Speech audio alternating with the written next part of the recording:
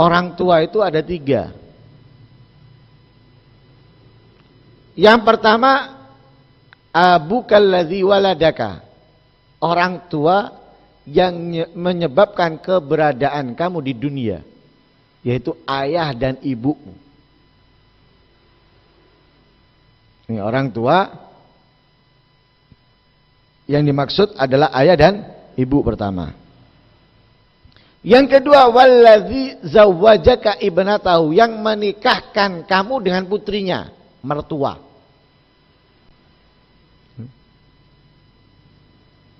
Yang ketiga, wallazi allamaka, yang mengajari kamu ilmu.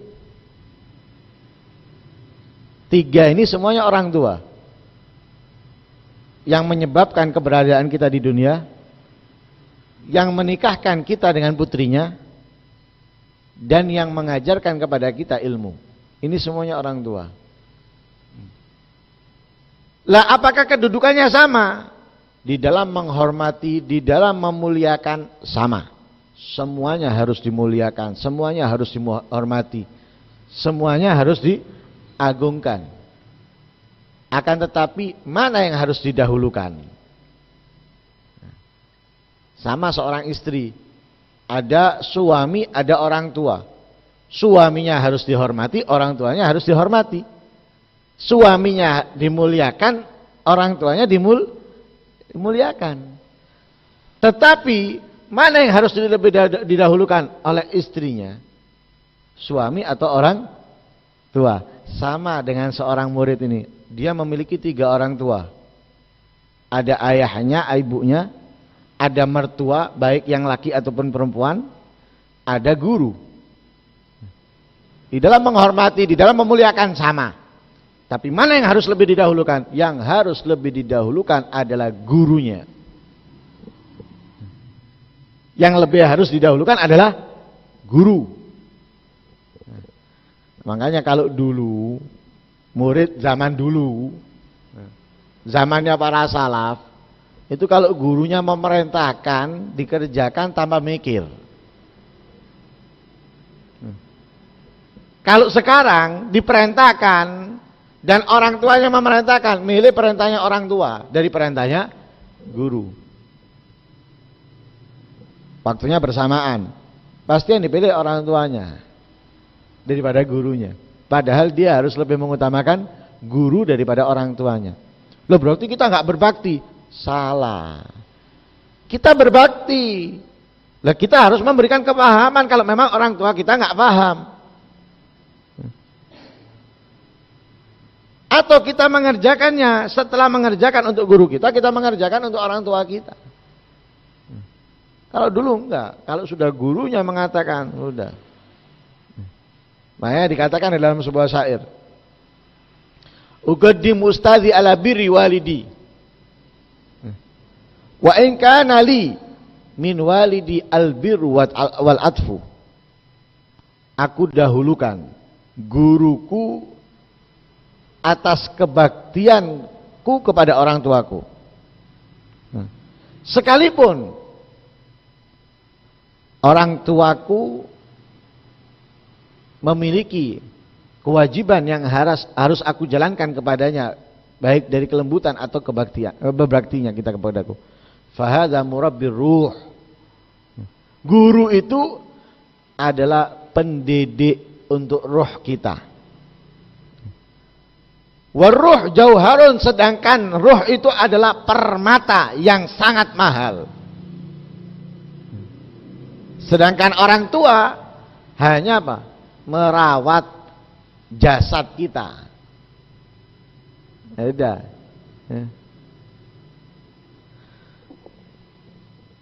Memori, dengan pembuat memori, mana yang lebih mulia? Pembuat memori lebih mulia daripada memorinya. Karena memori ini bisa ada karena pembuat. Lah, kita ini bisa benar-benar menjadi manusia itu karena didikan seorang guru.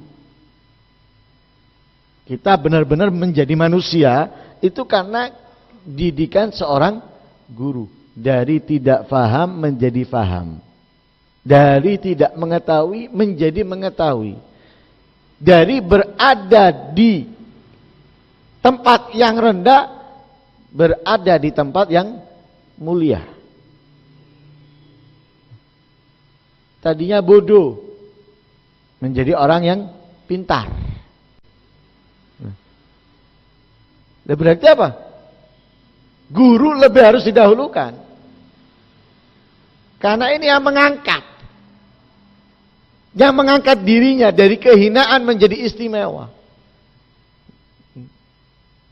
Menjadi orang yang tidak mengerti menjadi orang yang mengerti. Dari orang yang nggak tahu caranya beribadah menjadi orang yang tahu caranya ibadah. Kalau orang tua, apalagi orang tua zaman sekarang, cuma ngasih makan, ngasih minum. Kasarannya orang tua zaman sekarang ini anaknya dianggap binatang peliharaan. Kenapa? Mana ada orang tua sekarang memerintahkan anaknya sholat? Mana ada orang tua sekarang mementingkan ngajinya anaknya daripada les? Nggak ada. Sekarang yang dipentingkan les umumnya, tapi ngaji nggak dipentingkan. Anaknya ngaji membaca Al-Quran atau tidak nggak ngurus orang tuanya. Anaknya nggak makan, bingung orang tuanya. Nggak punya duit, cari utangan. Anaknya nggak sholat, nggak pernah bingung, nyantai. Nah kalau disamakan, sama bedanya dengan binatang peliharaan. Entek panganannya bingung, nambah asar, tuku. Setelah itu, semproti, burung itu. Dites, bisa ngoceh apa enggak? Lebih berharga binatangnya daripada anaknya. Burungnya diajari ngoceh.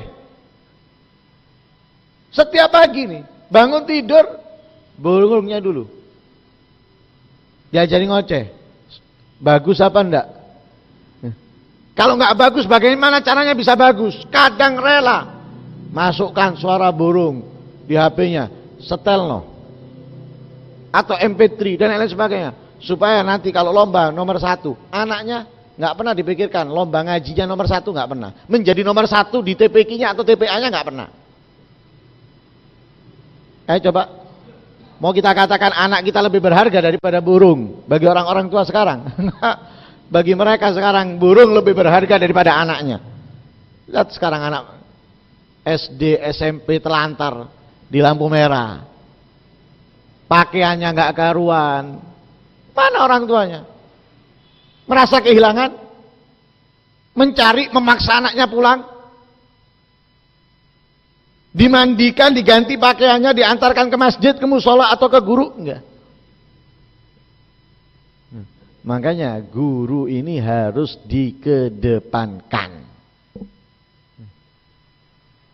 Lah kesalahan orang tua sekarang ini kalau naruh anaknya ngaji atau mondok, wis angkat tangan.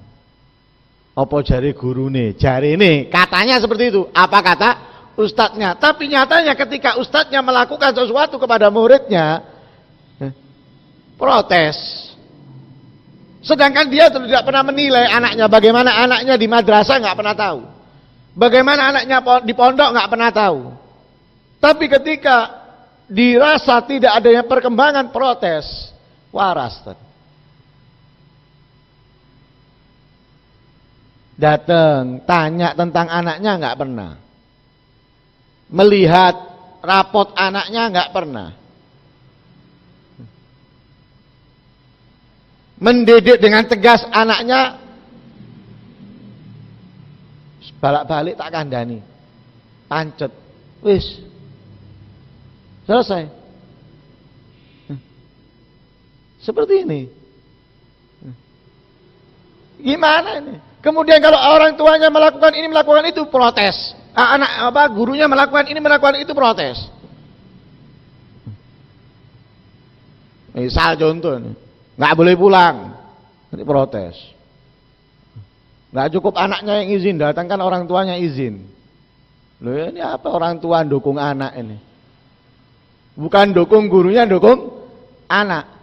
Akhirnya orang anak Zaman sekarang khususnya di sekolah-sekolahan umum, coba berani-berani sama gurunya. Gurunya nggak dihormati lagi. Kenapa? Coba gurunya berani nyentuh aja. Lapor. Orang tuanya protes. Nih, ini orang tua sekarang.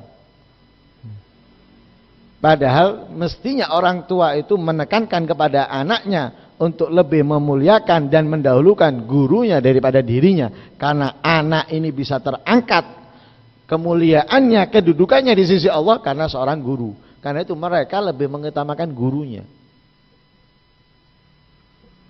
Alasannya, apa yang didapatkan gurunya bisa menyelamatkan dia dari neraka, bisa menyelamatkan dia dari azab dan meninggikan kedudukannya di sisi Allah. Sedangkan orang tua, apalagi zaman sekarang, hanya mementingkan makanannya anak, pakaiannya anak, mainannya anak, tapi pendidikan tidak. Bukan berarti nggak disekolahkan, disekolahkan. Bukan berarti nggak ditempatkan di les.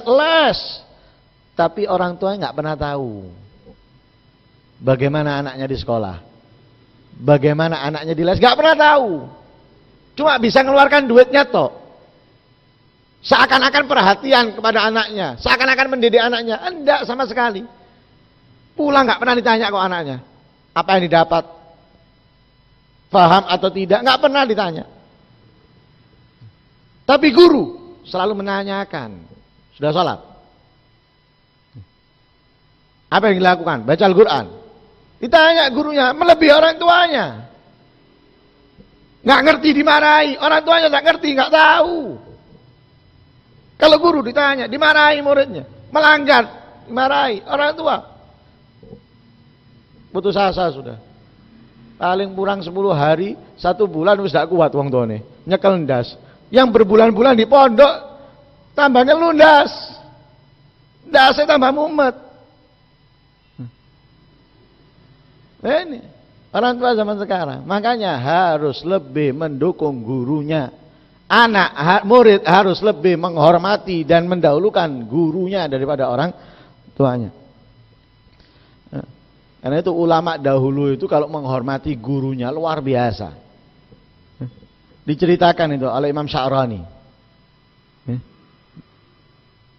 Beliau mendapatkan cerita tentang Syekh Bahauddin. Syekh Bahauddin ini pernah suatu hari lewat bersama ayahnya, Taqiyuddin As-Subuki. Ini ayah dan anak sama-sama ulamanya. Lah putranya Imam Subuki ini pernah lewat bersama ayahnya Imam Subuki di satu jalan di kota Syam. Naik kuda. Ketika di tengah perjalanan mendengarkan petani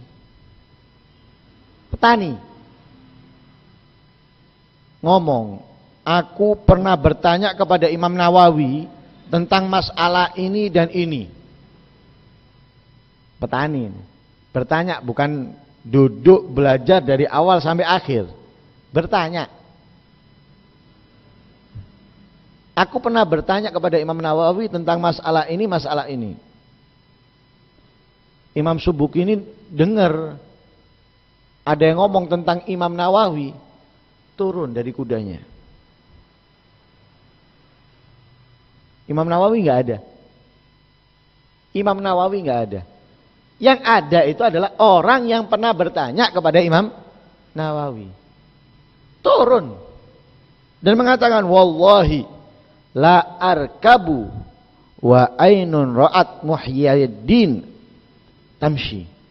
Demi Allah, aku tidak akan naik di atas kudaku sedangkan ada seseorang yang pernah melihat Imam Nawawi berjalan lewat tok ini, ada yang pernah ngelihat. Nggak berani beliau naik atas kudanya, apalagi kalau sampai bertanya, bukan hanya ngelihat. Turun menghormati Imam Nawawi. Kemudian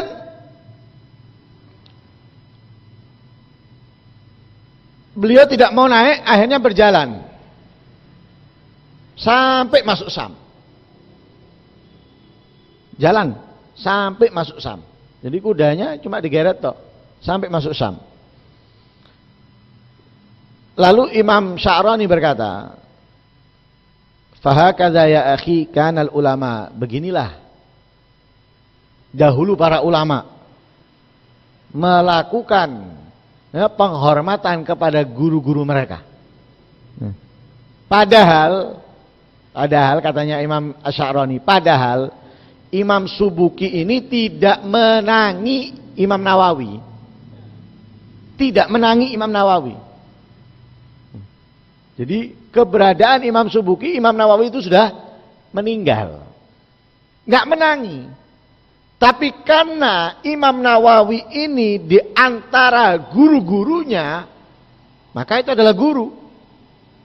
Nah, karena guru itu bukan hanya yang langsung mengajari kita, tapi gurunya guru kita itu menjadi guru kita. Karena rantaian keilmuan. Kita belajar kepada A belajar kepada B belajar kepada C belajar kepada D. Berarti B, C, D ini semuanya guru kita. Lah Imam Subuki nak menangi Imam Nawawi. Tapi lihat penghormatannya. Seperti inilah para ulama terdahulu di dalam menghormati, di dalam memuliakan gurunya.